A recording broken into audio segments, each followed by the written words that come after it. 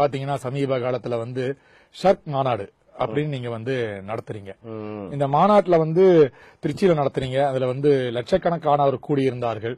அது அதுக்கு முன்னாடி நீங்க தாம்பரத்துல ஒரு மாநாடு நடத்துனீங்க, தமிழ்நாடு தௌஹீத் ஜமாத். அதுலயும் லட்சக்கணக்கானவர் கூடினார்கள்.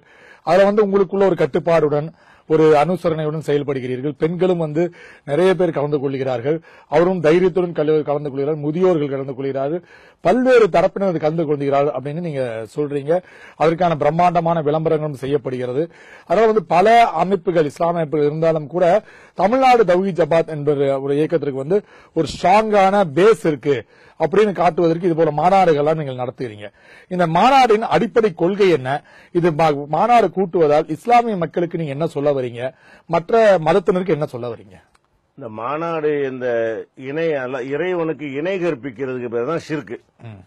இறைவன் இடத்துல மற்றவர்களை வைக்காதீங்க அப்படின்னு முஸ்லிம்களுக்கு சொல்வதற்கு தான் இந்த மாநாடு முக்கியமாக நடத்தினோம். அப்ப இந்த இணை கற்பித்தல் என்பதுக்கு நடத்துற காரணம் என்னவென்றால், முஸ்லிம்களே சில பேர்ல அதிகமான பேரு இறந்தவர்களை வணங்குறாங்க. உயிரோடு உள்ள மத குருமார்களே வணங்குறாங்க.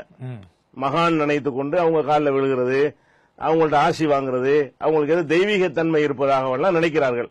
எந்த மனுஷனுக்கு தெய்வீகத்தன்மை கிடையாது என்பதுதான் இஸ்லாத்தினுடைய அடிப்படை கொள்கை.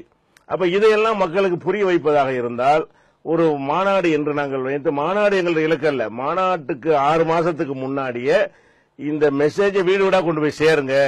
மாநாட்டுக்கு வர்றாங்களோ வரலையோ, இது ஒரு தீய செயல், இது ஒழிக்கப்பட வேண்டிய செயல் என்பதை முஸ்லிம்களுக்கு விளங்க வைங்கள் என்று 6 மாதம் தொடர் பிரச்சாரம் செய்தோம்.